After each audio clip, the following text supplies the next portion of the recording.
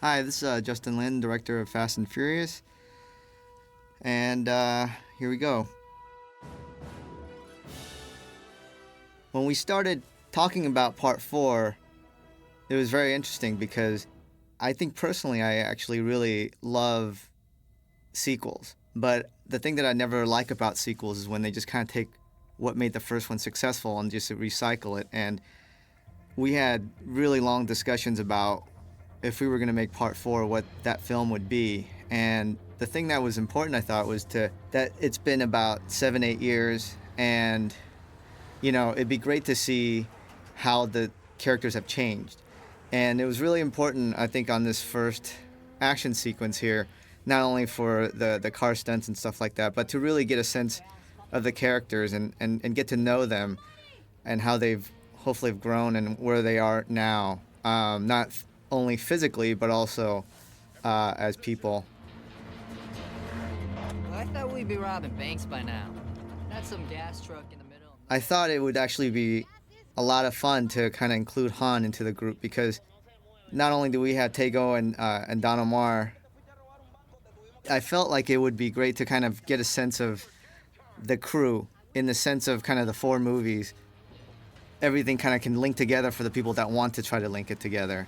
And I know that it kind of plays a little funny with the timeline and stuff, but for me, I think as a film viewer, I always kind of enjoy trying to, figure out the pieces to the puzzle.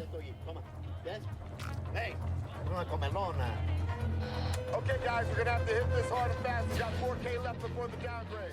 The design of the land train, I remember talking to Chris Morgan, and he had seen these gas tankers that were being transferred, and because it was mainly like in Australia and it was such a long run that they would put 5 tankers on the one truck, and we just thought that would be a lot of fun to try to figure out something. So for about I'd say about first 3 weeks in pre-production, if you came by the office, it looked like a bunch of 10-year-old kids playing with their little toy cars, trying to figure this sequence out. So it was a lot of fun to kind of get that playtime.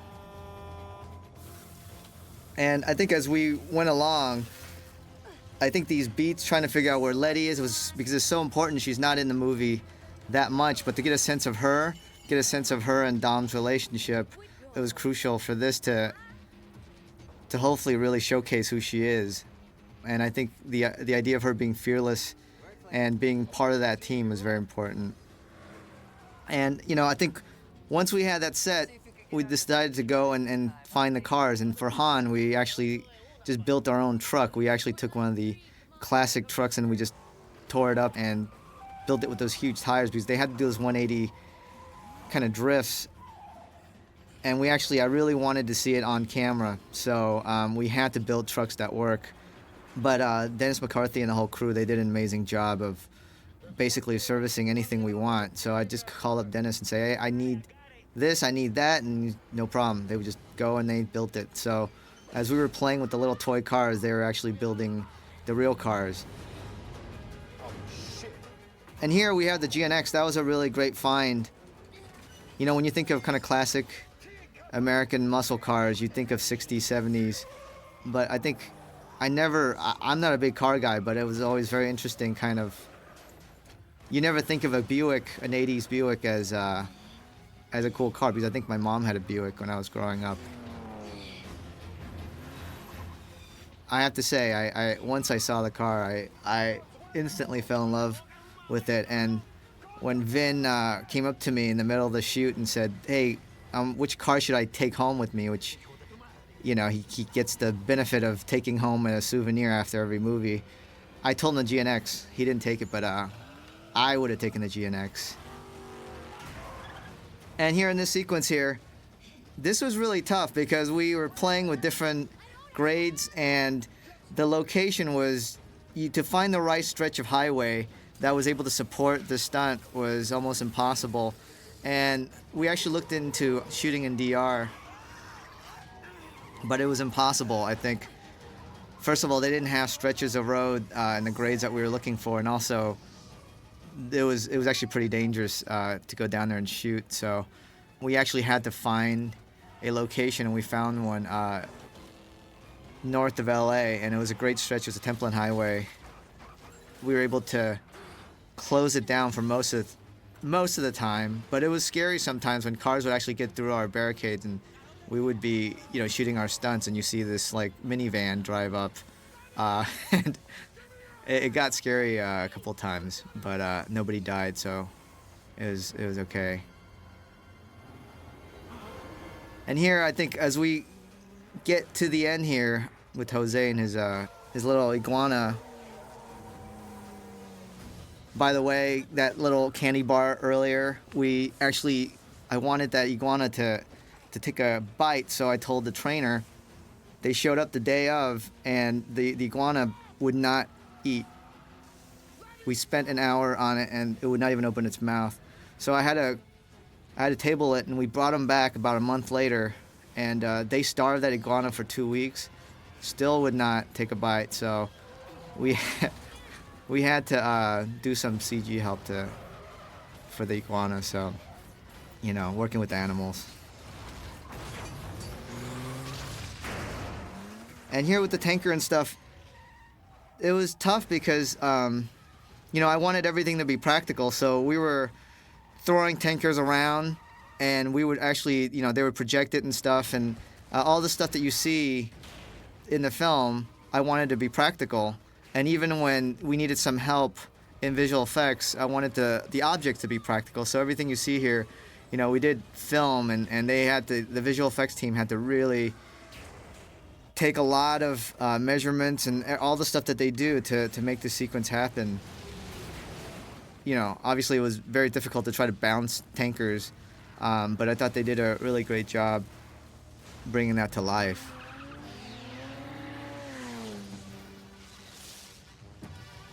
And here we go into our title sequence, and I got to work with Pharrell on some of the music, and this is the second time I got to work with him, and I call him the Rain Man because he's like a genius, but when you talk to him, I have no idea what the hell he's talking about or anything. He just kind of goes into a room. And somehow he understands what I'm talking about, so it all works out. But for about a week there, it's nervous time because you never know what's going to come out, but he always delivers, so it's always a pleasure, even though it comes with that 1 week of sleepless nights. Money. Good. Here, this is the little nod to connect all the films with Han and Dom and get a sense of their history. But at the same time, I think, it is important to have characters that the viewers know or the fans of the franchise know, so that breaking up the band actually does mean something to the audience. Beats on, and we'll send up a flare that's gonna lead them right to us. I say we move out first thing in the morning. And, and Vin actually got to go down to DR and shoot a short film with Sung and Michelle and everybody, with Tego and Don Omar, and it should be on this DVD. Time for you to go do your own thing. I remember this night, it was really tough because we actually had to find this location, and it was very difficult to light, and we only had a few hours, so by the time, you'll see in the next scene with Michelle, as we were going onto the scene, you could see the water. We were losing the water because the tide was getting lower and lower. Here, we were fortunate enough to get it on the wide, but at the end of the scene, you'll see all the water's gone. There she is.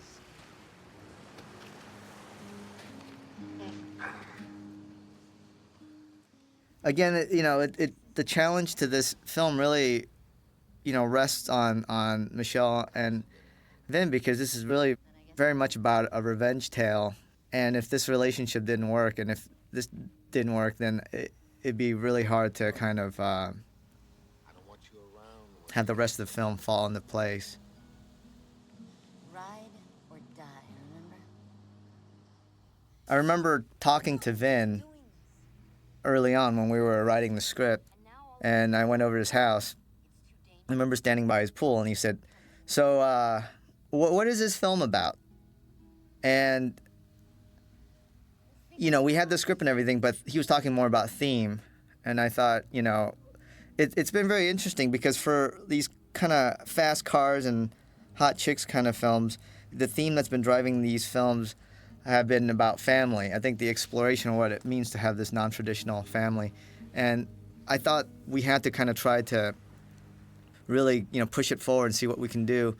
And I thought the theme for this film should be about sacrifice, what it means to, for Dom, and what does that mean, sacrifice, In the first film, it was about family, but at the end of the day, he took off and he left everybody. And as soon as I mentioned sacrifice to Vin, it clicked. I guess it wasn't a hard sell because basically you're saying, Vin, you get to be Jesus Christ. And I think he took that well. So that ended up being a great conversation.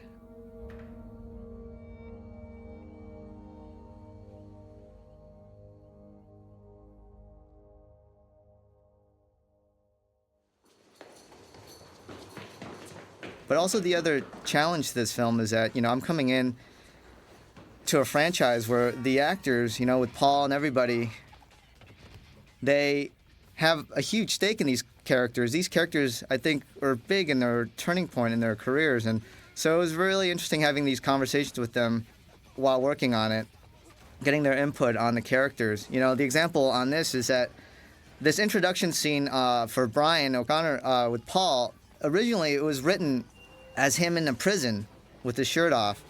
And it just did not feel right to me. Towards the last minute, we actually went to the location, we actually scouted it, we had it, but it just did not sit right with me. And I would talk to the prison tech advisors, and I said, well, what's the reality of a Paul Walker in jail? And they said, well, either he would have to become a skinhead or he would get raped every day.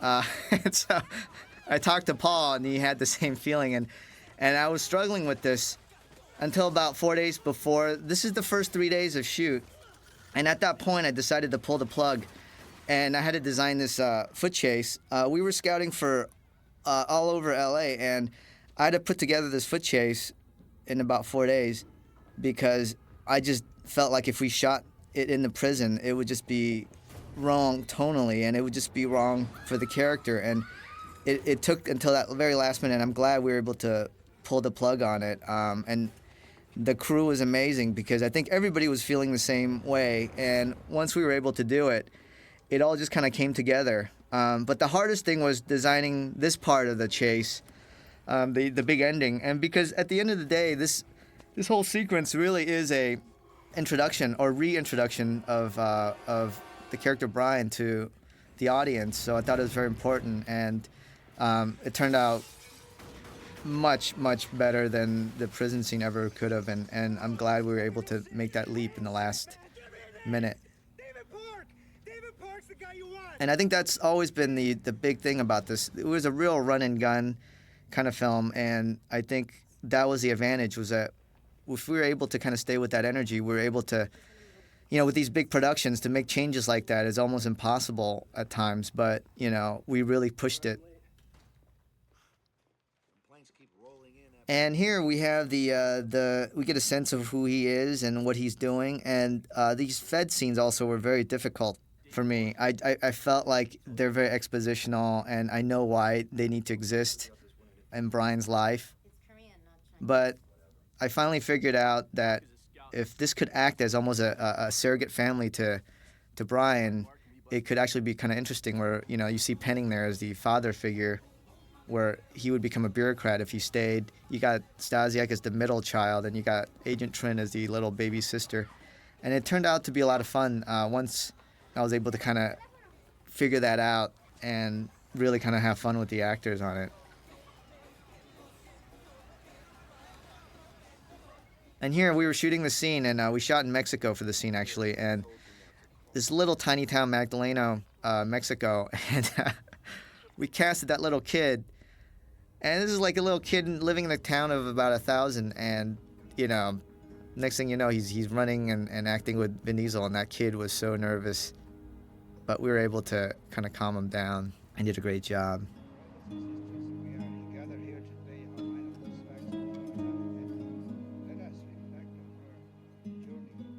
This is also another scene that I think originally there was a conversation between Brian and Dom, and I didn't want that at all. I really wanted them to meet and talk much later, because I think especially for the first third of the film, I really wanted to get a sense of these characters, of what, even though they might physically be there, there's still a lot of boundaries, and here at Letty's funeral, they're all there, but they can't actually even be with her, and I thought that was very important, and to set up where they are actually, and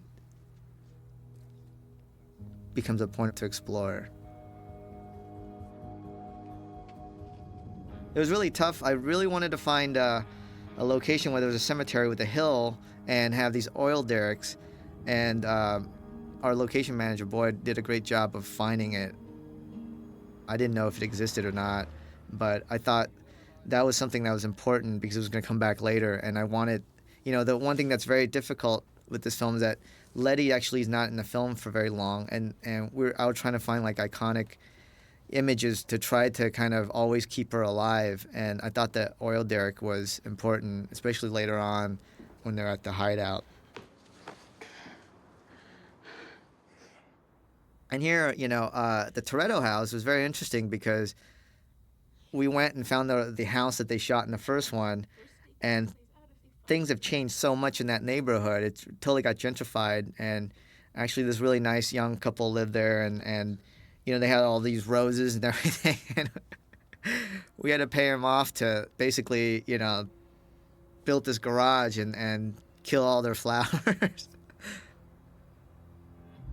But they were very open, and again, I thought it was very important to make sure we were at the exact location, because I think having some similar kind of images gives the audience hopefully a better sense of how much these characters have grown. When she came back, she was always in here. And I remember the cross. Actually, it was interesting. I think after the Jesus Christ talk with Vin, he was very much into crosses, and that cross, actually, he remembered that it was in the first film, and so it was great that he was so involved. He had that recollection, and we went and found the exact cross, and it became a symbol kind of throughout the film. If we don't make serious inroads into the Braga case in the next 72 hours, they're going to shut us down. And here we have the FBI offices, and again, it was very interesting. Once we were able to kind of figure out that surrogate family motif, we were able to design this, and I wanted to always make it feel like they're caged up. So you always get sense of walls with walls and walls, and even when they're in the bullpen with glass, hopefully you get a sense of kind of cage. And even in the lighting, it was a lot of fun talking to Mir about taking the life out of Paul and everybody. Is an ER ticket into the Braga organization? We're running the name through city and county databases, sorting the possibilities. And there's Lisa. She's the baby sister. There's the middle child who's always the a-hole. Shay did a very good job. And Jack, who plays Conley, I remember sitting down with him, and I was telling him, well, you're the father figure the surrogate father figure to Paul or Brian, and basically if he stays a Fed, he's going to turn out to be like you. And he said, well, what's wrong with that? And I said, well, you don't want people to want to be like you. That's the whole point. And he did a really great job.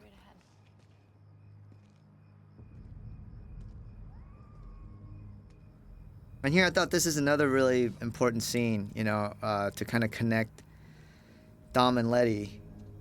It was actually a real challenge to design the scene, because we must have shot, I think, 4 cars off the Canon. And that's the tricky thing with these stunts a lot of times when you want to do everything practically, is that a lot of times the cars, they don't land or act the way you want them to act. And I had this, I don't know what, it was kind of subconscious, but Donna Langley, the president of the studio, she pointed out that for some reason, whenever there's car tumble in my films, I always like the cars to land on its roof, and I thought about it, and she's totally right. I think Han in the last one, landed with the car upside down, and here, and then later on at the end of the movie. So I don't know what it is about that, but it was very difficult to do this, and it took about 4 tries, and that car just would not land on its roof, and I was I was obsessed with it, and finally we had to rig it up, and you can see there it finally worked.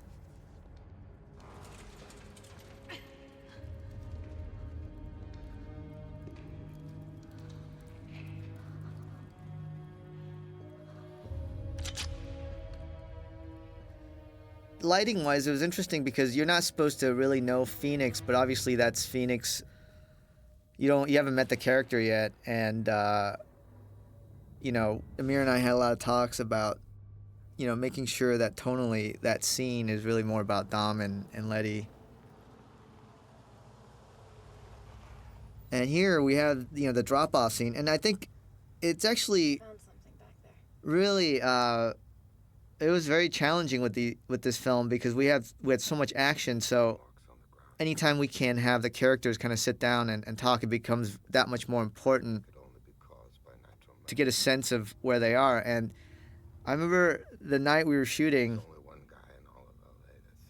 I thought it was great because it really kind of defined Dom. I felt like this scene we got to really see a side of Dom where, he had to be vulnerable, and now it's his weakness, and having his sister, basically they both know exactly what's going to happen, and yet they have to say what they have to say. I thought it was actually, we got to really explore a lot more during the day when we were shooting it, and I think by doing that we were able to kind of cut a lot of it out, and that was, I think the schedule allowed us, which usually you're moving so fast, and I was actually I felt very fortunate to have that time to be able to sit and really kind of just play with the actors, and I thought at the end of the day it really did, even though the stuff didn't make it in, I think it really got them to the right mindset.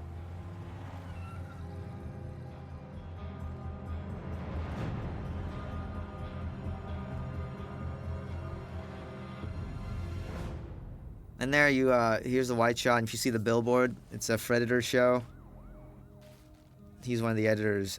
And he likes to call himself, it's Fred Raskin, he likes to call himself Predator. And here we have a little cameo by the blogger, Angry Asian Man. I thought it'd be fun to have Angry Asian Man as one of the David Parks that Brian is looking for. And if you pause on that scene, you could see that he got arrested for being angry. I'm Michael Stasiak, FBI. Let you and I have a little chat.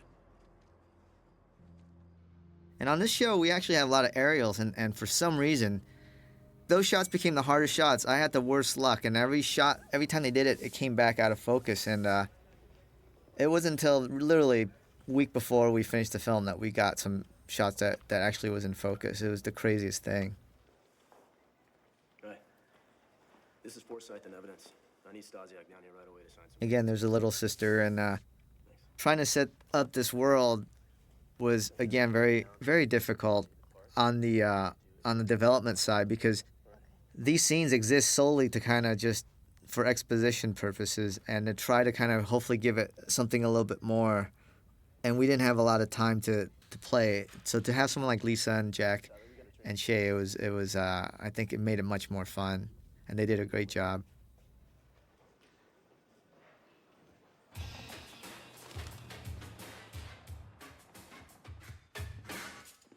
And this was Vin's first day, and it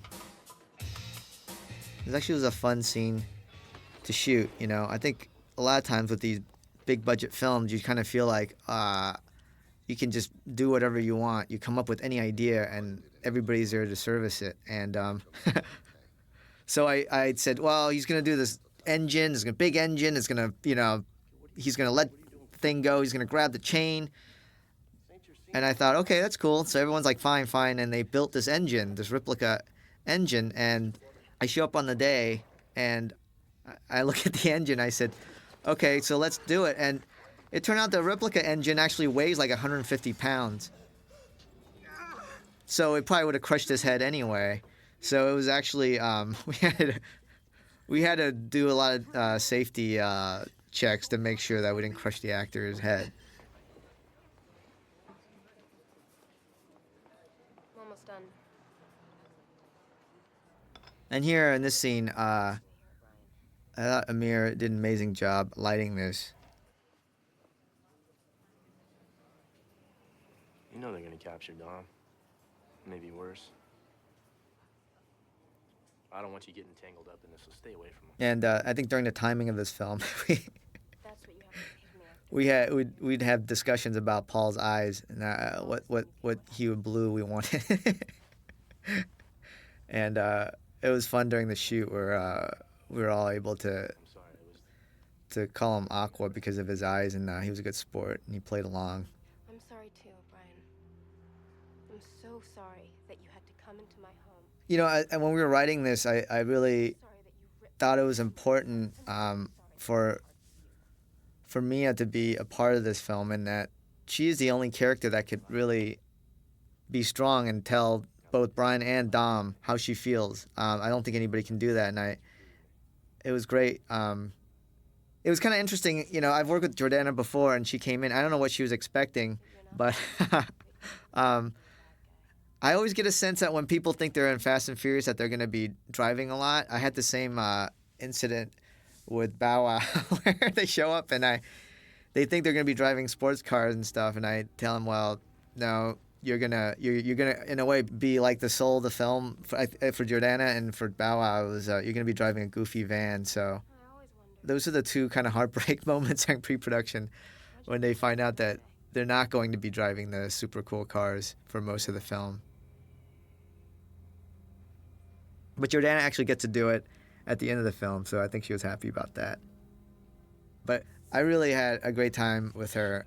I always enjoy working with her, and we developed a really good working relationship, and I think she has a lot of trust, and I really enjoy that. 5-year-old male in a 60 on with 3 reckless driving tickets. No. An 01 Chevy Tahoe. No.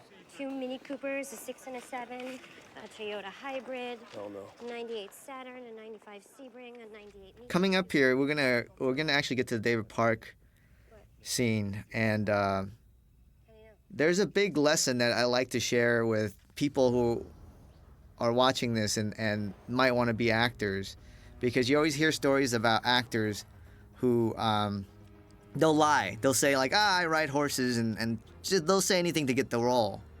And for David Park, I knew we were going to be hanging him outside of the building.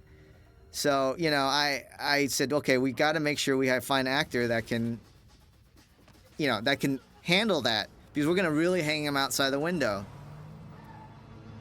So we went through all the stuff, and every actor would come in, and I said, are you okay hanging out the window? And they say, yeah. So we ended up casting Ron. Well, a big part of it was, you know, he said he was a stuntman and all the stuff, no problem. And on the day, I remember I was going to lunch, and Ron came up to me and said, by the way, I have vertigo. I'm scared of heights. And I'm like, what the fuck? I could not believe. So we were shooting this scene, and, you know, the sunlight's going down, and I keep getting in the radio mic that he won't go out the window. And at one point, I remember looking up at Amir, and I looked at the sun, and it was just going. I could see the sun going down, and I just ran down there, and I literally was going to throw Ron outside the window. And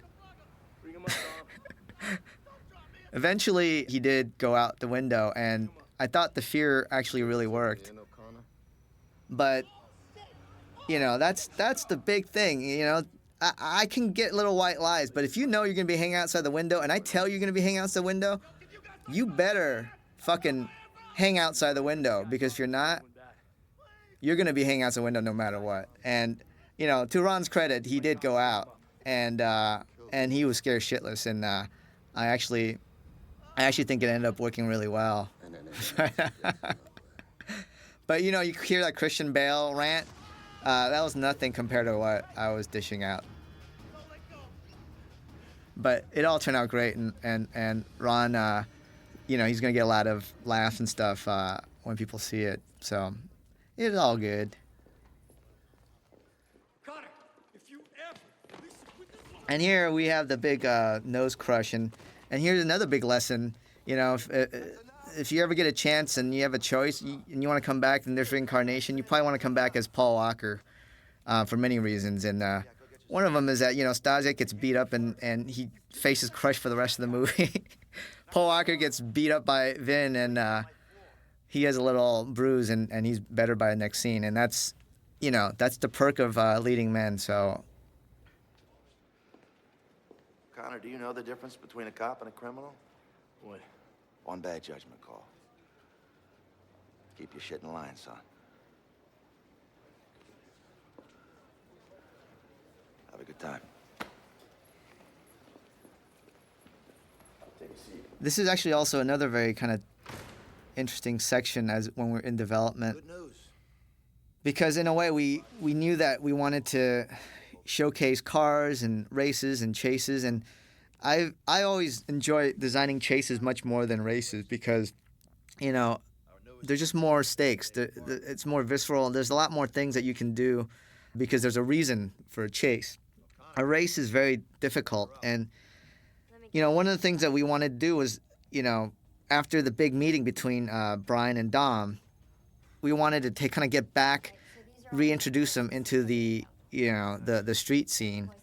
All right, 2206. And I think that was one of our goals, but it was very difficult to do. And I think one of the things that was important was to not have them have the same interaction as the first film. I mean, they've kind of gone their own separate ways, so that if they were going to re-enter that scene, they were going to be outsiders. But to kind of figure out this race, it was probably the hardest thing out of everything in the development process but at the end of the day, I thought it was important to do it here because you really do get a sense of kind of where the characters are. I think at least the races, you can see that Dom is a lot more calculated, and he's much more focused on this idea of revenge for Letty, whereas, Brian, he's more procedural, and he's also kind of has a more chip on his shoulder about their relationships. And the race was kind of designed to kind of try to use that as the blueprint.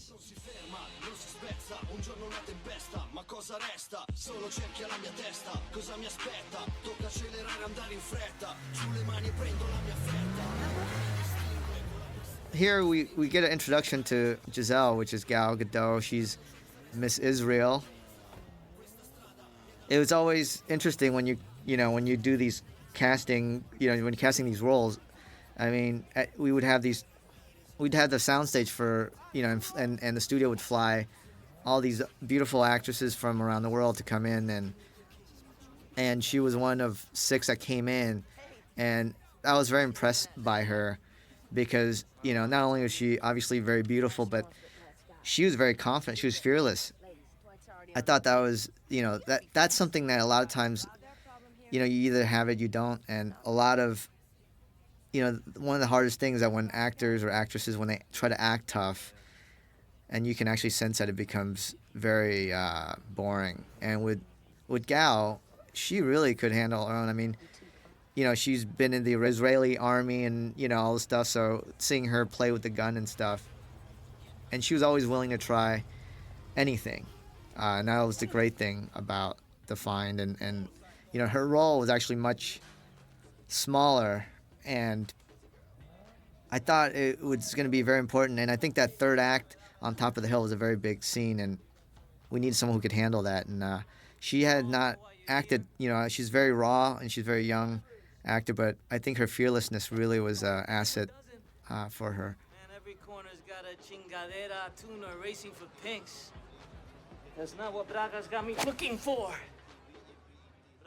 And, here we have Laz and John Ortiz.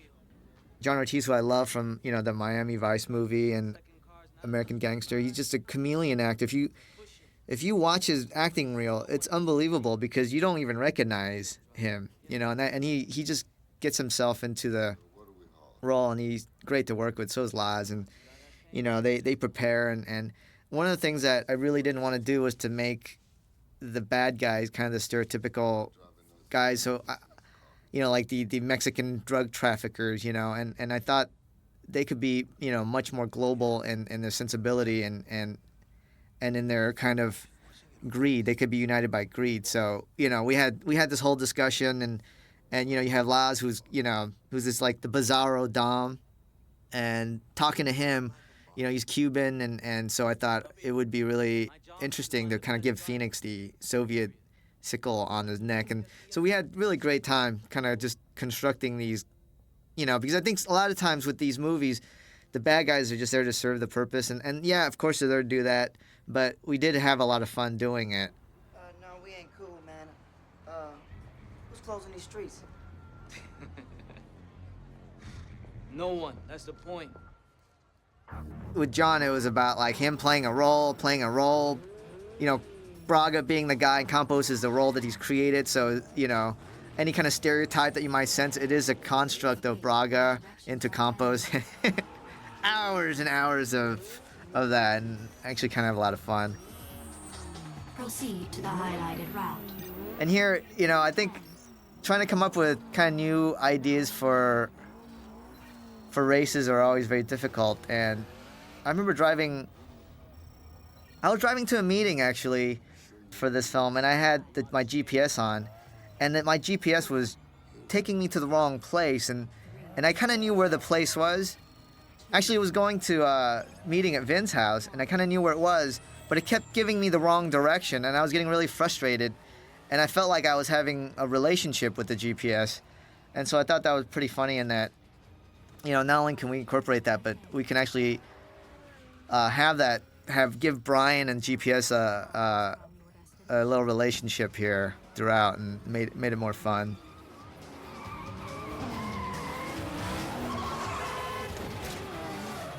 And one of the things about car chases or car races, when you see these films, a lot of times, you see Bullet, all these films are always done in the daytime, and part of the reason is that they're just much cheaper to do. And I remember talking to Amir and trying to set a look for this, and we decided to go very natural. But when you see it on screen, it looks like, oh, it's a street light and everything. Those aren't real street lights. We had to light all that. So literally we'd have to buy up like 8 blocks downtown, and it was so costly in making it look the way it looks. And I thought it was well worth it, because this race definitely had to be at night. And, I hate kind of night scenes when they just throw one big light and light up everything. But there was a cost to this, and I'm glad that, we were able to get it done. Right turn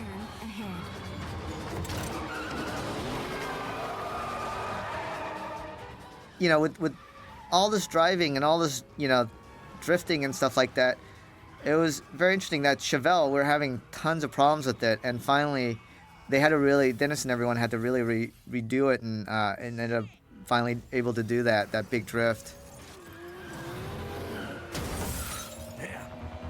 Rerouting.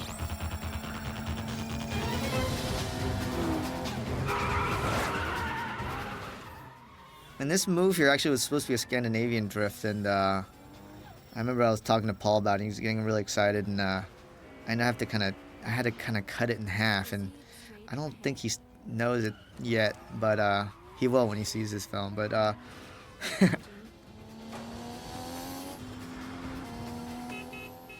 it's funny, we were designing this, and I said, oh, we need to have pedestrians and stuff to get out of the way and all the stuff, and as we were shooting it, it just felt so weird, because I don't know where in LA people are walking at night, but and coming up here is like my favorite shot with Homer Simpson, which is actually a billboard for Universal Studios. It was just an accident, but it's great to have him in the film. Again, here, this was a very hard location. It was a very dark location in San Pedro. And for us to go and find it, it took forever to light. And these cars are going so fast, so you have to just basically have a lot of real estate.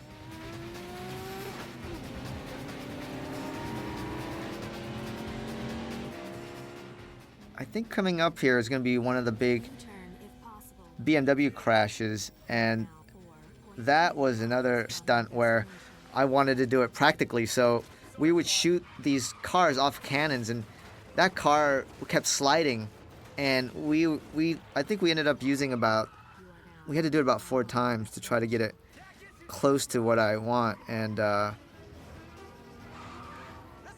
but I think at the end of the day it was good. But man, that's the thing I found. Cannons are just not accurate, and you don't want to go in the CG world, but I think that's one of the things that I discovered is that with CG and stuff, it just does not feel right. When you really go and crush a car, for some reason you can never duplicate that in visual effects world.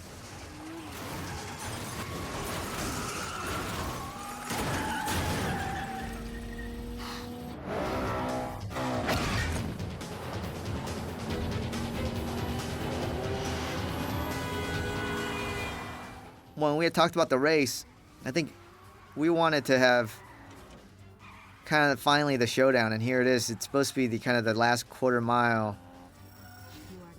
It's a reference back to the first film, and we're gonna have a little fun with it.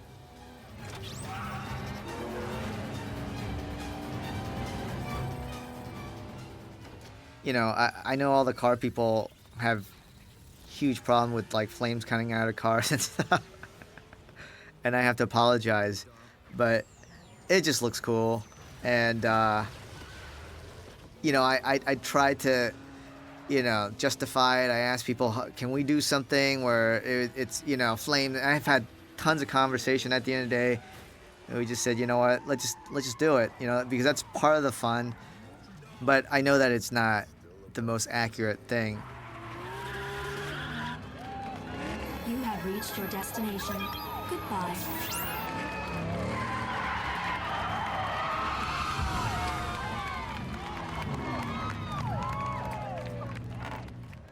So right here, I think we're coming up to, I think the Dwight scene is coming up. It was actually interesting, not only were we casting actors for this film, I would go on these auditions for cars, and they would, you go to the parking lot, and there would be like hundreds of cars.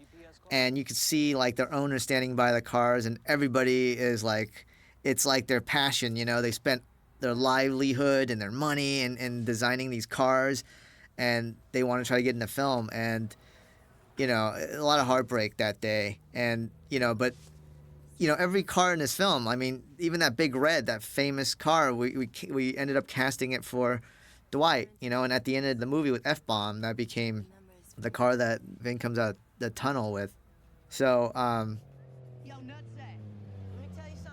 it was very interesting that we'd had to not only cast the actors but also find the right cars to try to match the characters.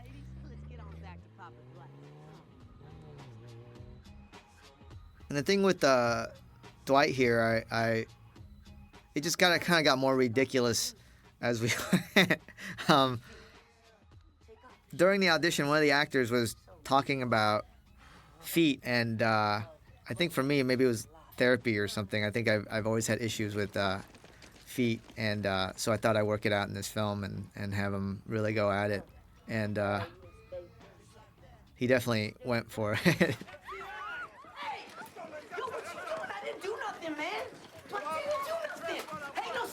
Where you going?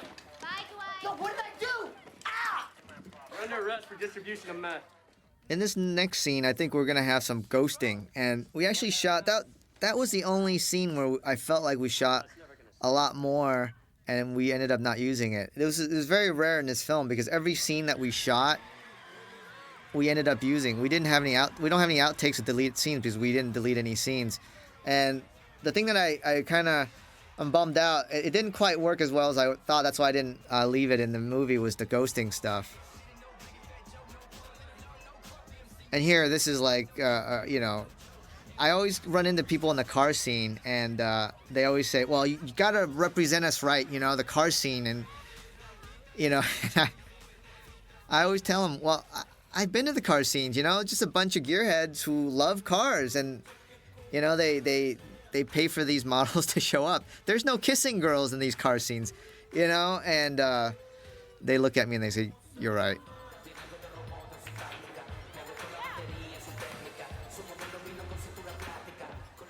This was actually a really tight location. We had to try to make everything work, so we were shooting the exterior and we were bound by the interior, and it was a tough location because it was so small. I wish I could say I was surprised to see you here.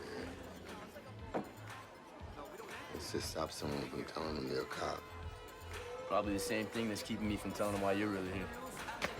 What up, fellas? Hey, how you doing? Great. You having a good time? Yeah, great time. Come on, let's have a better time. How's your car? Took a nasty bump?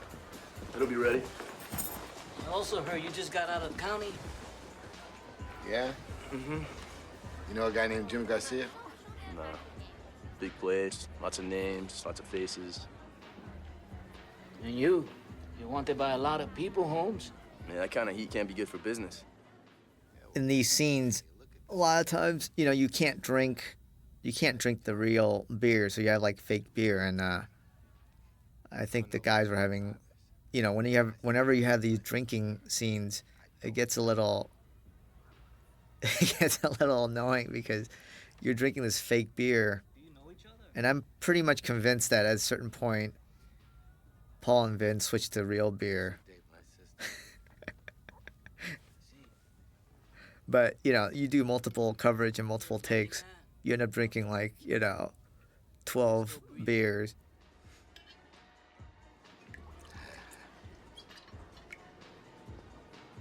To the ladies we've loved and the ladies we've lost. Salud. Salud. The thing about this film is, you want to create a sense of kind of the outsider, even in quote-unquote car scene. And, so I think we had a lot of fun kind of designing that, I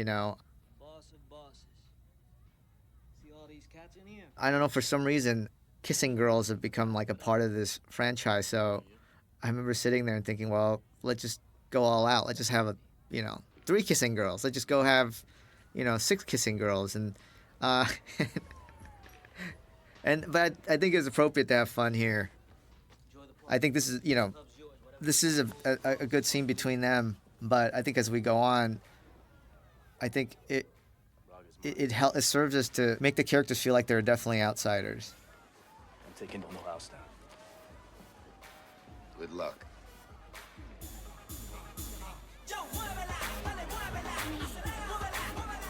And there are the kissing girls.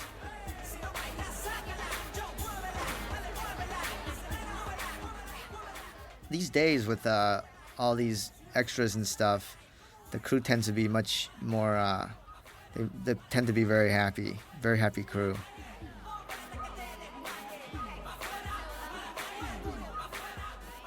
Again, this is, the outside interior, everything is one big set, so it was actually very tight to get this thing shot.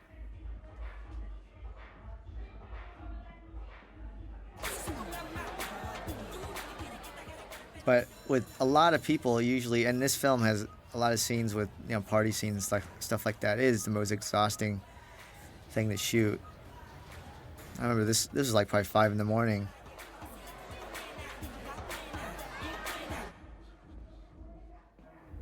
And, the extras have been dancing for like 4 hours and everyone's exhausted and it smells. That's always the funniest thing about these sexy dance clubs, because of the lighting and the fact that you have to keep shooting. It is the smelliest room. Like, it's unforgettable how much it stinks. Again, here's like the fake Braga with the real Braga, and that was part of trying to have that subjective point of view and trying to make that hopefully work, and seeing it through Brian's eyes. And then again, here you're seeing Dom with the Torino. This is something that he's been trying to find from the very beginning.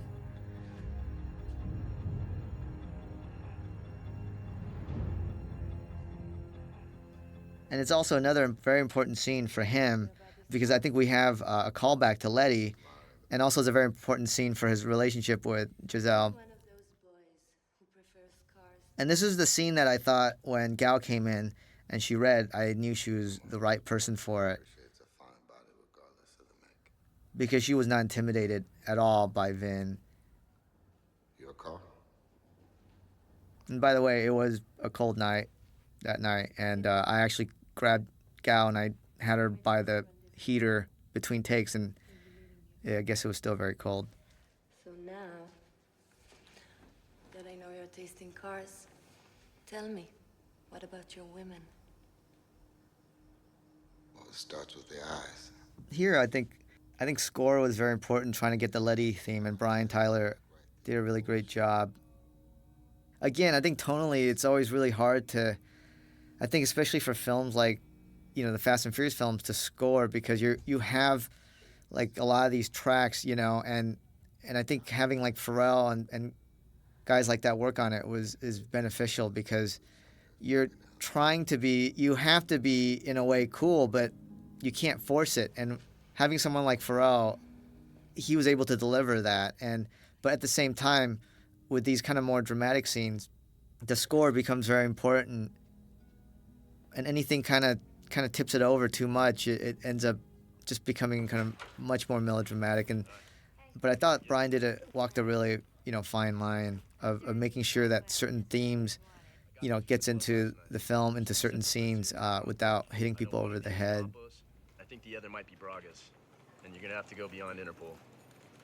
So that means I have to contact individual agencies, and that could take weeks. Okay.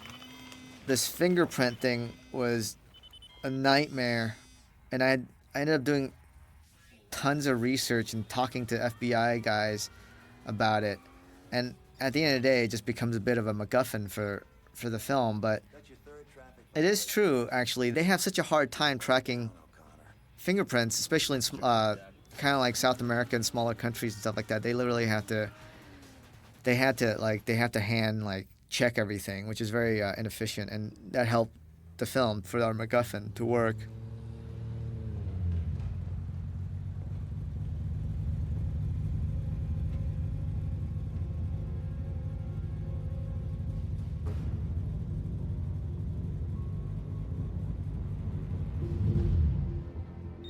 He stopped.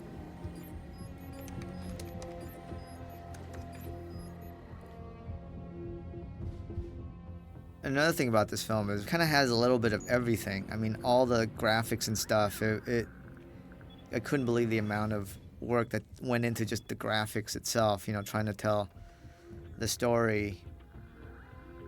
And we had to do a lot of research, and we had to kind of tonally trying to figure out what serves the film best.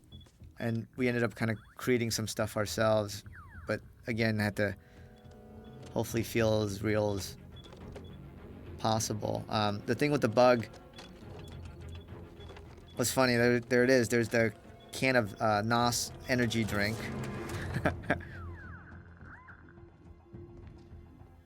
A lot of times with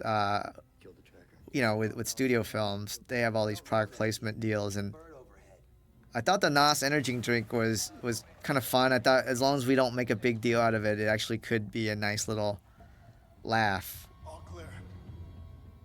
But some of the stuff that they come to you with is so ridiculous.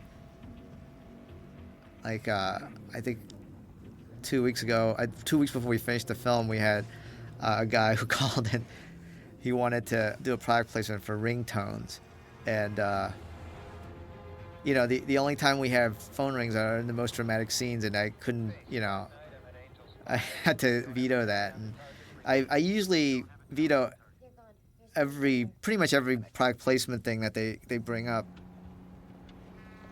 And it also becomes very difficult.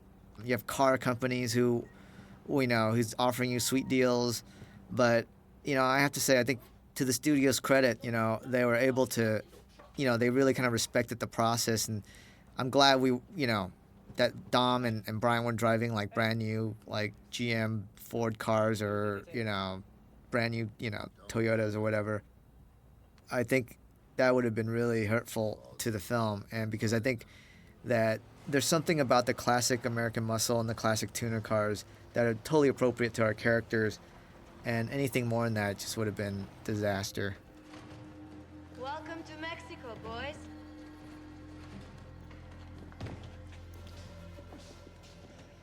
There are helicopters and surveillance cameras that scans for heat signatures at the border. But there are The scene coming up here, I thought Amir, it was great working with Amir, the DP, Amir Mokri, and it was definitely a coup to get someone like him to do a film like this. I mean, he is a genius when it comes to lighting. And, you know, I think overall we've had to design the looks throughout. And one of the things we really wanted to do was the night scenes, a very specific look. So, you know, he did some tests and we looked at stuff and we ended up going for this day for night look that I think it ended up looking outstanding. Vaya con Dios.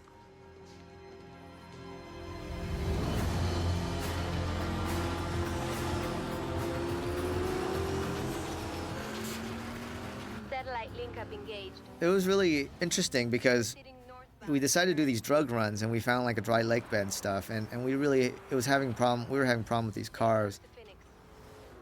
Again, having a great crew who just, you know, they do what they do and they're able to not lose a beat was very helpful.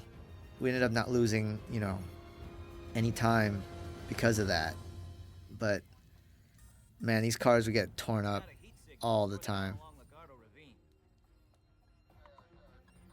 And here was one of my big ideas is I wanted one of the border patrol guys to be of Middle Eastern descent. You know, I thought that was, you know, it would be cool to have a multi-ethnic, and we ended up, you know, casting the actor, and he ended up looking more Italian, I think. But I remember I was having big back and forth at the studio, and they were, you know, coming back saying, well, why would a Middle Eastern guy work at a border patrol? I'm like, well, he's American, why not? And we back and forth. This actually ended up being kind of fun. I don't see anything. And these tunnels were actually very difficult because it's a very confined space. And I remember we were doing location scouts. We'd go down to Mexico to Guanajuato and stuff where they had tunnels, and it was impossible to be able to shoot in a tunnel. It became a real big challenge, so we ended up having to build our own tunnels in San Pedro, and it was nuts because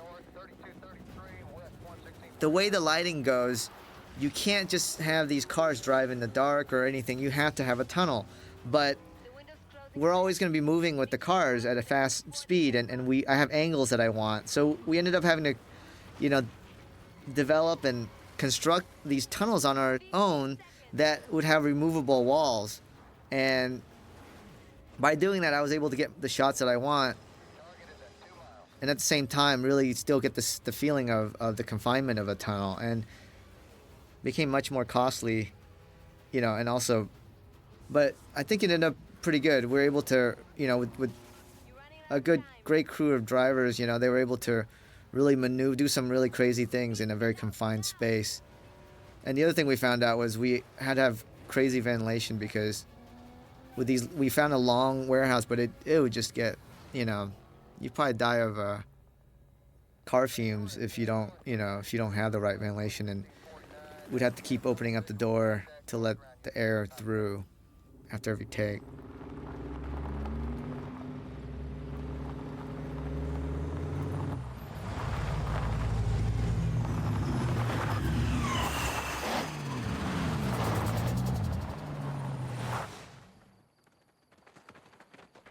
We shot this way out north of LA, and it was a really isolated place. It took us from our base camp to this location. It took just half an hour, and it was a very cold location. Having all the actors in t-shirts and stuff, it was good to see that they were troopers. But what was great with these cold nights when you have these big explosions, it really warms you up. Dog, don't put your hands on. Chill, bro. Yo, man, what's up with your boy? Hey, boss man. What did you say? I said only pussies run nitro, man. Man, that line, we just could not get that line. I was working with Vin on that line, and trying to get Phoenix to walk over. And I think Laz is a very he really goes by his instinct, you know, and that's why I really love working with Laz. And you have to earn him coming over. And I remember telling him, I said, don't walk over until we were able to get your attention. And he was tough. So we kept going different things until we felt like we were able to get him to come over. Again, another nice little moment in a crazy production where you actually get a little time to explore with the actors.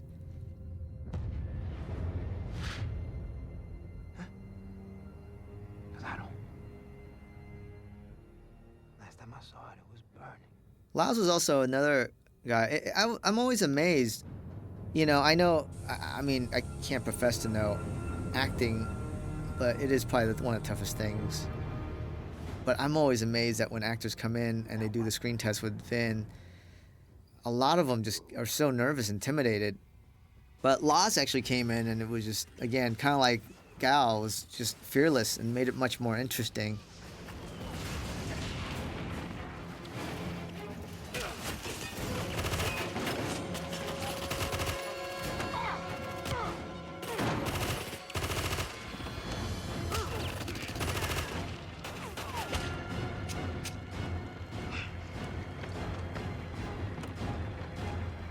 Funny, I think I've always had the Hummer going down this huge hill, and on the day we show up and we were going through the walkthrough, and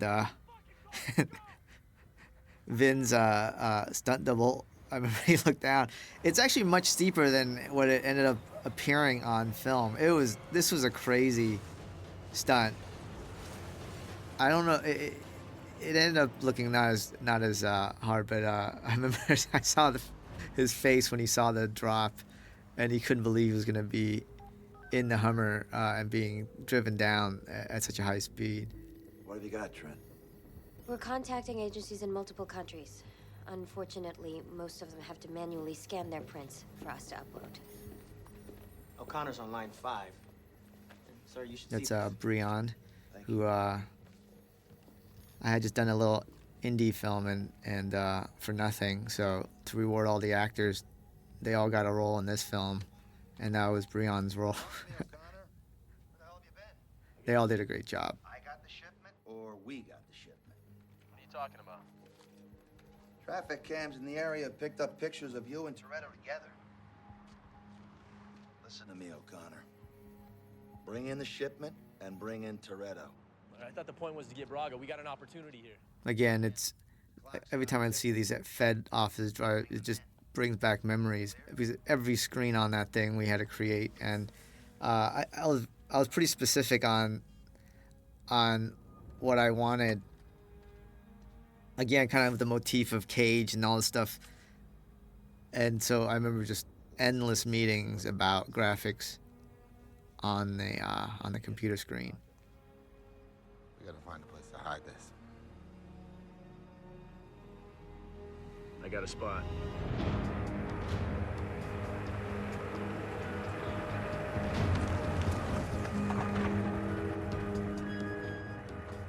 .502 Wet Reckless. I need a 48-hour hold.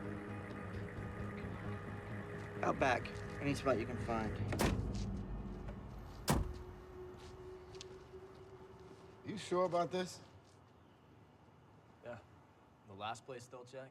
I remember on this location, I guess in this impound yard, they taken a lot of cars post car accidents, and man, some of those cars that we saw, it was crushed to a point where, you know, it makes you never want to drive fast. It is nuts. Actually, I tried to get it into the shot, but it didn't make it in.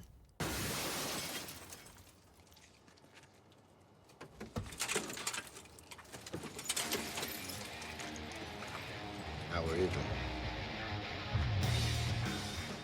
Again, here's the kind of the hideout, and you know, throughout the film, I'm trying to always kind of keep the memory of Letty alive, and you know, I think one of the things we try to do is to find images like that. You know, you saw the oil derricks at the funeral, and kind of get a sense that, you know, Dom is still close to her.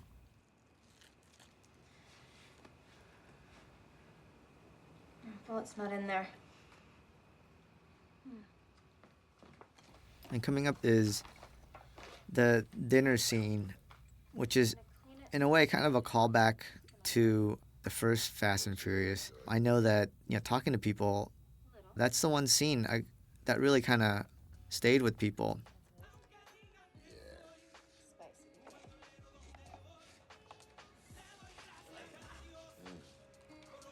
Mom, what are you doing? You reach first. You have to say grace. There's the beer again. I'm pretty sure at a certain point they just said screw it and they started drinking real beer. Thank you, Lord, for blessing this table. And food. And family. And friendship.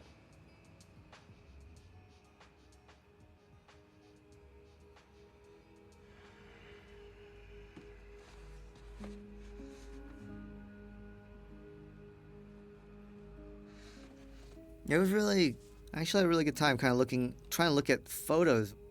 And we found this photo from the first film. I thought it ended up working out really well.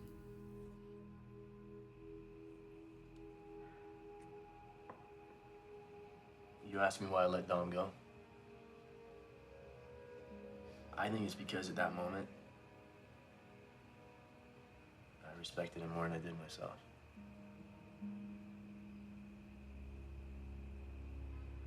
Yeah. One thing I learned from Dom is that nothing really matters unless you have a code. What's your code, Brian?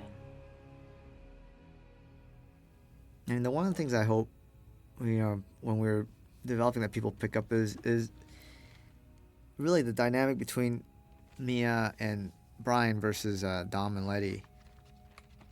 And also trying to always kind of keep them in the close proximity of each other. I think either temporally or even spatially.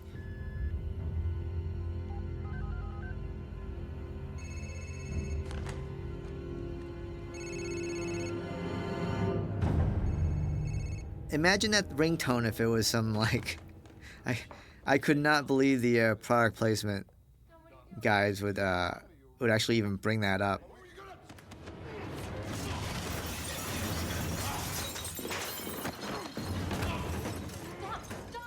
And the fight was actually a lot of fun to do, but I mean, one of the things that was very difficult was trying to figure out.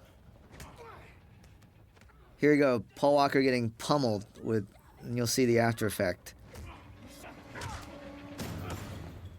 But the armbar, I remember talking to Paul, and he's a big, you know, jiu-jitsu, whatever, Brazilian, all this stuff, and he's really into it. And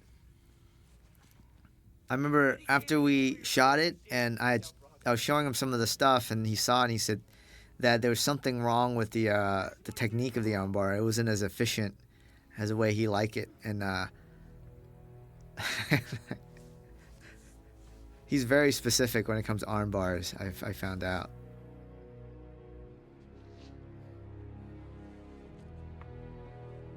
I'm sorry, Tom! I'm sorry!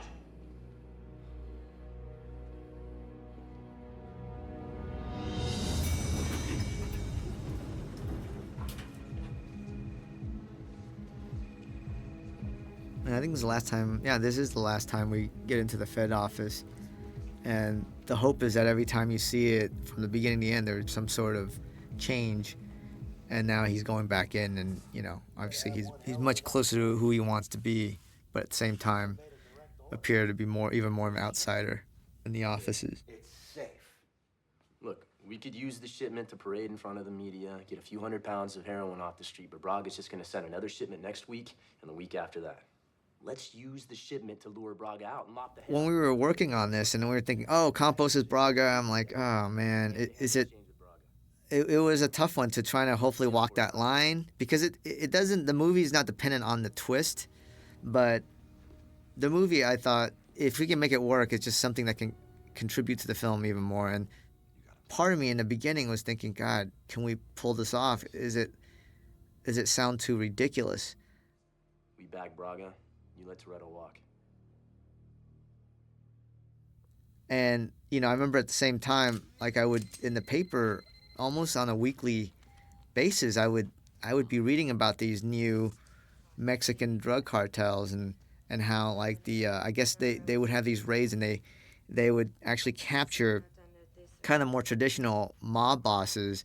But by doing that, it kind of upset the stability of the structure, and all these new kind of more ruthless guys would come up. And that's why, you know, now there's all this violence in Mexico, drug-related violence. And multiple scenarios where they didn't know who the guy was. Like this one guy, like there was no picture on him, but he exists.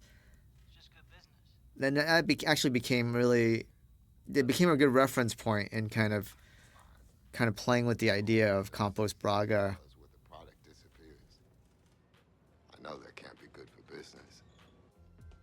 What do you want? $6 million cash, delivered by Braga himself. I don't like being shot at. I ain't gonna put my neck out again unless he's got something to lose too. They'll never go for it. Either I deal with Braga, or you do. When and where? Here's the container yard.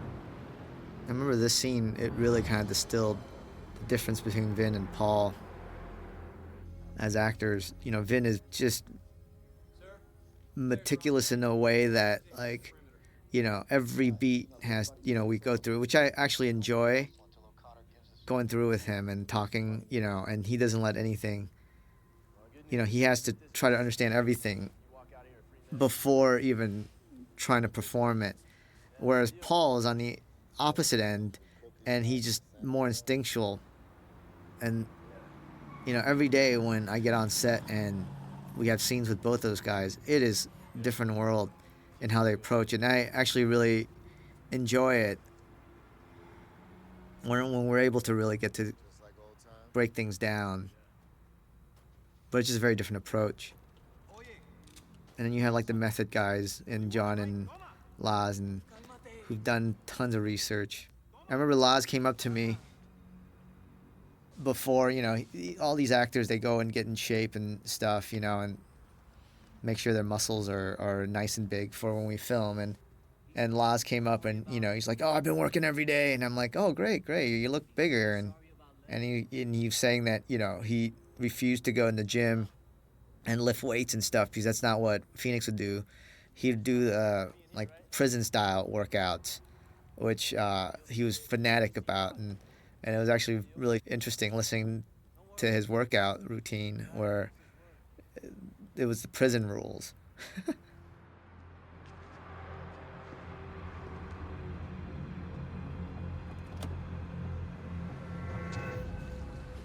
And here's the fake Braga. It was actually really funny. I remember walking on set and they had his stunt double, who was a redhead, and like the stunt double is probably like 25 years old, redheaded stuntman, you know. And the makeup department, the hair department did an amazing job. I walked by the stunt guy and I was like, holy shit, looks exactly like the actor. They must have spent like 6 hours on the stunt guy, because we knew that, you know, he was going to get wrestled to the ground and all this stuff, and we wanted to make sure that he was and we were shooting this. It was like 3 nights shooting this, so every night they would apply like about 6 hours of makeup on the stunt double to the fake Braga, and he looked so good.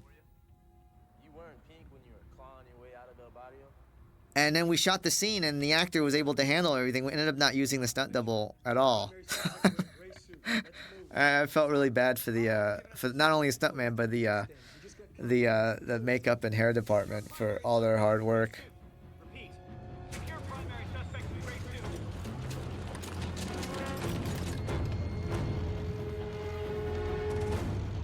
This whole fax thing, I remember talking to our FBI tech advisor, and that's what they have to do. I can't believe in this day and age with all the technology, they literally have to have someone in another country fax you confirmation. Oh, shit. Man, I think these shootouts are always on set. The adrenaline is just pumping.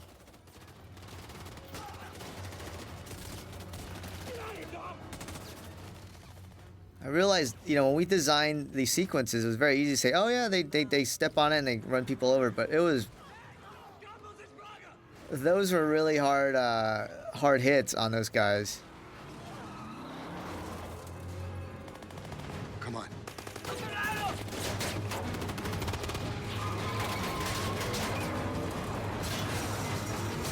What's your primary target? Primary suspect is secure. He was under your nose the whole time. And Braga's escaped. Here's McCaleb. I think he's the last of the actors in the indie film. Plays a good a-hole. It's a nicest guy. Usually that's what happens. What about Braga? That's no longer your concern.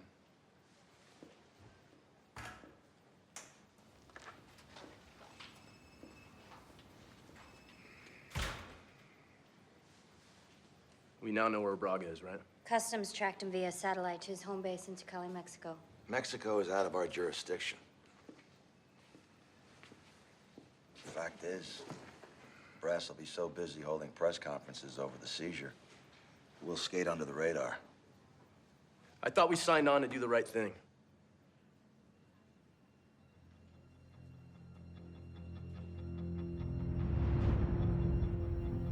I think this is the last of the Letty.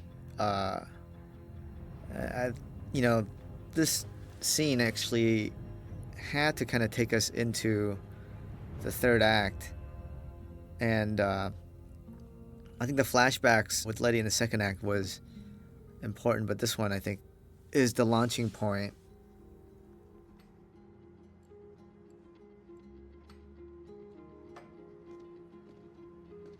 Everyone's looking for you.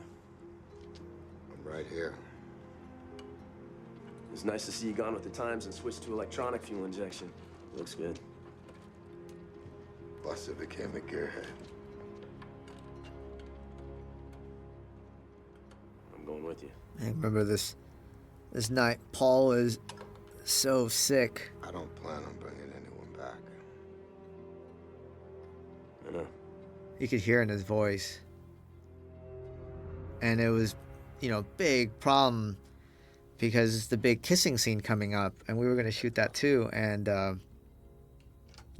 line producer, everyone's freaking out because, Jordana would have to kiss a sick Paul Walker, and, everyone's freaking out because we would have to go back. It was going to screw up the schedule. And Jordana just came up and she said, no problem, I'll kiss him. And... But it was probably the most unsexy kiss, knowing that you're kissing a guy full of flu germs. But it works.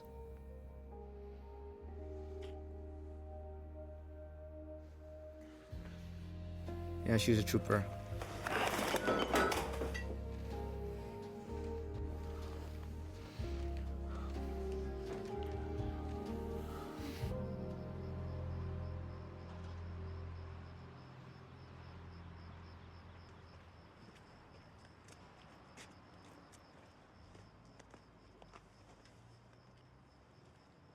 I don't know if it was by design, but it's been very interesting every time we're working on the Fast and Furious movies, and it really, each of them kind of always have kind of a Western motif, and this one definitely, when we were doing this was the scene of leaving the loved one and going off.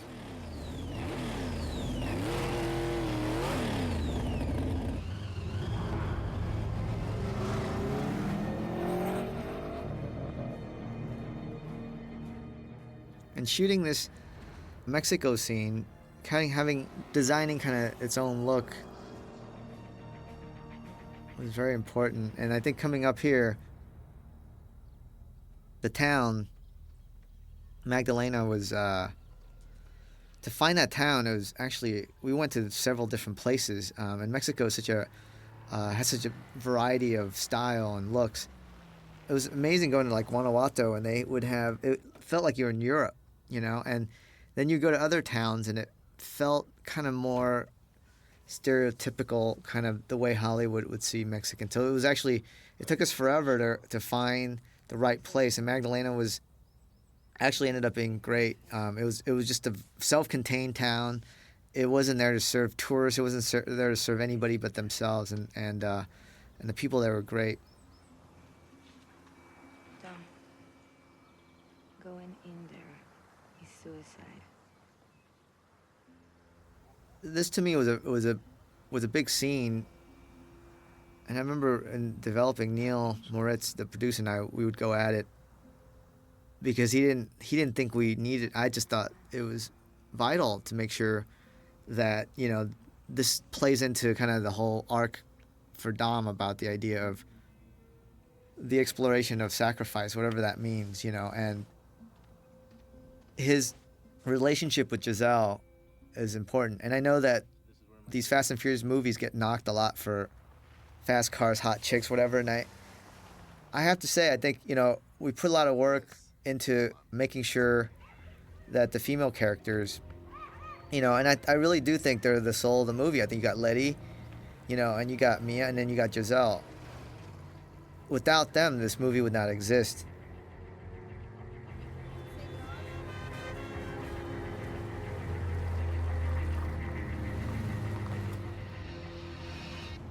And that was Main Street, Magdalena. That was it. That was it was a tiny little town. And the interesting thing was when we went scouting and I saw this church, it was actually, they've been building this church for I think 12 years and it's unfinished because it was actually funded by a real drug dealer.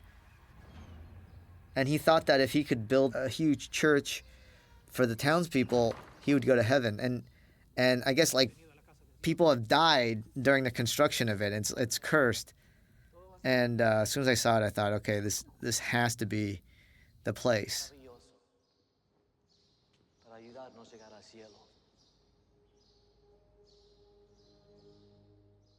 It kind of all plays into the theme of the sacrifice and Christ and all these things. But knowing that curse exists and that people have died in this church, and how structurally maybe unsound this church was, I was glad to get the hell out when we were done, because it would have really killed me if that ceiling would have collapsed or something. But it was a great location and a great town.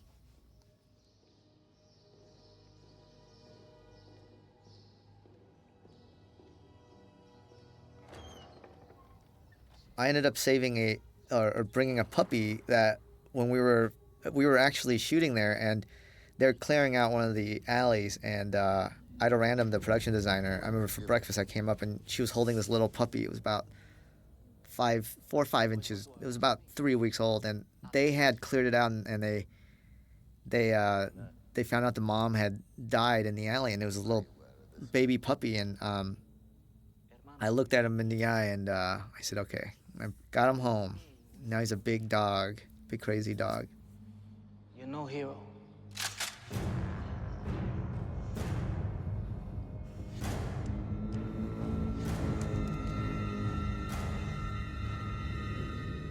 You're right. But we only actually had a few days, as the schedule kind of, well, as we kept going, the schedule kind of got tightened on the Mexico side. So our whole crew went down there to shoot, and our days just got shorter and shorter. And right here, this scene, you can tell by the sunlight. I mean, we were about to lose the sunlight, and we just threw stuff on the Steadicam and we went for it. But that's how tight we got to, and it was actually kind of fun. It did feel like, kind of reminded me of the indie movie days, but we got what we needed for sure. make it a couple of miles out if you're lucky.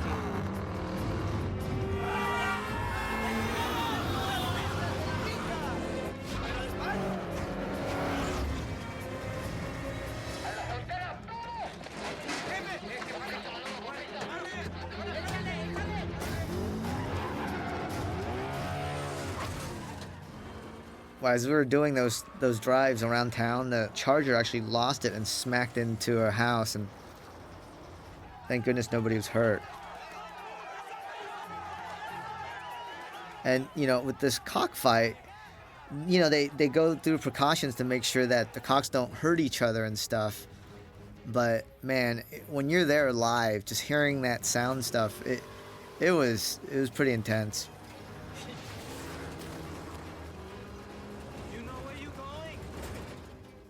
And part of doing this film, we were trying to, you know, come up with new ways of kind of exploring and introducing chases and stuff. And, you know, we decided to go off-road with it, and it was a great idea in construct, but shooting it was nuts because these cars aren't really designed for it, and it took a toll. Again, I thought the picture car guys did an amazing job. You know, we'd wreck these cars pretty quick, and they would just have another one on standby. So we never really, you know, had to wait too long. We were able to replace it pretty quick.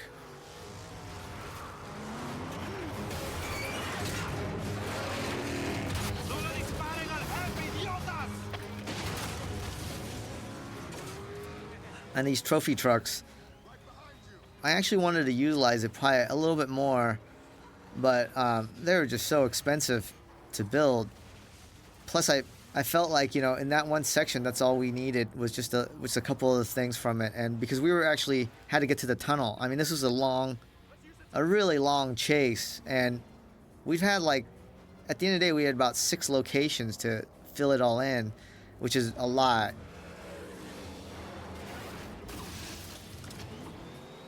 Again, you know, once we got to the dry lake bed, we were having all kinds of problems because of all the dust issues and stuff. But I think aesthetically it is really cool and looks great. So, you know, it was worth the effort. Get out of here, Brian.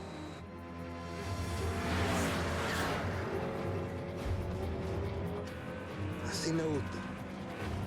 You sure you know where the tunnels are? You sure? Yeah, hold on.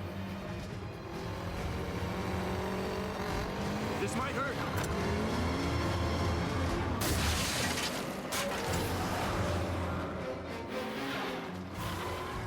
Again, the driving in the tunnel, I mean, they did a great job. We never wrecked any of our set walls or anything, which I thought for sure it was going to happen. But the drivers were phenomenal.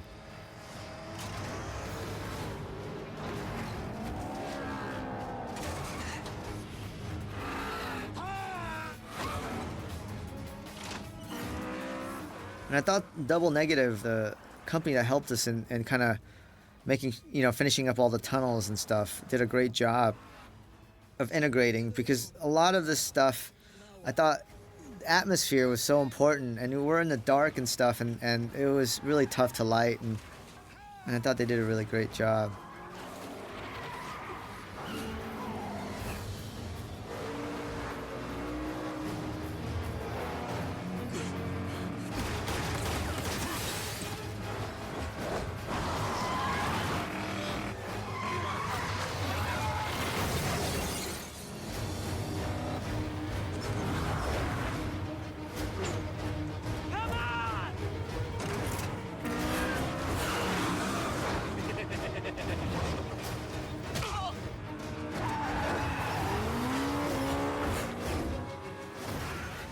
The one thing that I'm glad we, you know, the decision was to always try to do everything practical, even, you know, the stunts and everything. And the tendency a lot of time is to say, well, let's just go to CG land. But, you know, just watching this, you know, even if a car going straight or a car making a turn, you just can't duplicate that in the effects world. I mean, there's something really, for me, and I'm not, again, it's like I've been learning a lot about cars and stuff by doing these films, but something about it I really appreciate when it's for real.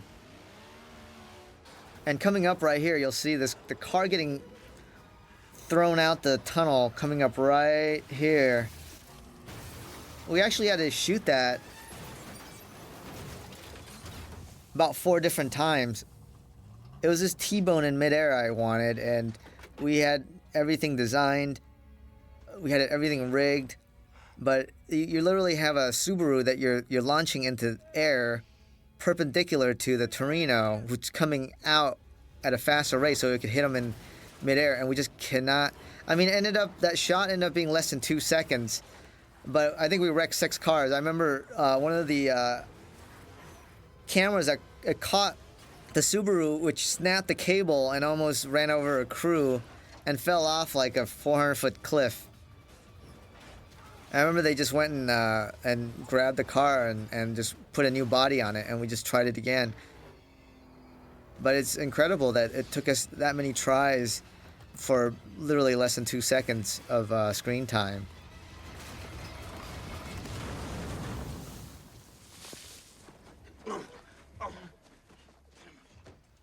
Again, here it is. Again, upside down car.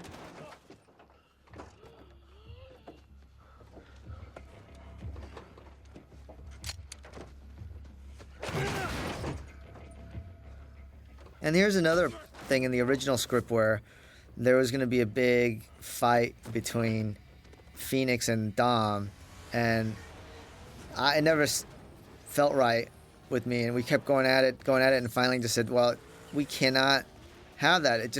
It needs to end pretty much the way we have it, which I was very glad that we were able to find. It took a collaboration of everybody coming together, because I just felt like having that kind of big movie finale fight it just didn't serve what we were trying to accomplish. And having Dom come out and do the wheelie, which I know that everybody's told me it's impossible to do a wheelie on dirt and all the stuff. And I remember guys are coming up to me, he's like, he just can't do it. And I said, well, just make it happen. Just make it happen. And, Mike Gunther, the stunt coordinator, I love working with him, because whatever, I wanted and we talk about, he's like, well, we'll make it happen, And they had to kind of distribute the weight in the car, but we were able to make that F-bomb do the wheelie and stuff. So that was all, we were able to do that practically. I mean, it definitely was not the easiest thing, but I remember Mike saying, well, it's like doing a wheelie. We just have to make sure that we rig the car and redo all the engine and stuff, the weight, so that we can do the wheelie. And I was glad we were able to do that. So even though people say it's impossible, we were able to make a car do a wheelie on dirt. I mean, it took a lot of money and stuff to make that work, but we did do it. All rise.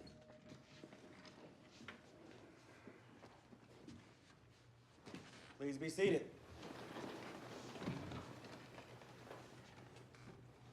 Please rise, Mr. Toretto. I've listened to the testimony and taken into special consideration Agent O'Connor's appeal. So here, obviously, I think for Dom, who I think, as far as we've known him in the first film, in this film, he's always able to, justify things and in a way kind of run away from the problems. But ultimately now he's able to stay and face, the consequences of his actions. Level the maximum sentence under California law. Dominic Toretto, you are hereby sentenced to serve 25 years to life at the Lompoc Maximum Security Prison System without the possibility of early parole. This court is adjourned. I remember going on location scouting, and Amir found this dead tree, and he said, we have to frame that. And I didn't even know if we could actually get it on the field, but he was so in love with it, and it ended up being a great shot.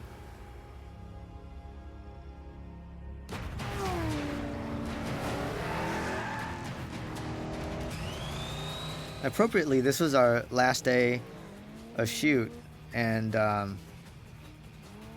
very rarely do you get to shoot the last scene on the last day, so it was a kind of a nice ending to the journey. And I know a lot of people, this is the Charger that won't die, but I think it's becoming kind of iconic image for the franchise. So, you know, I thought Brian in the Charger would be interesting. And there you have it. Hope you enjoy this, and you know, I know this leaves it kind of open-ended for another one, so hopefully, you know, we'll see what happens. If everyone kind of want to revisit, it does kind of open up for some more fun craziness.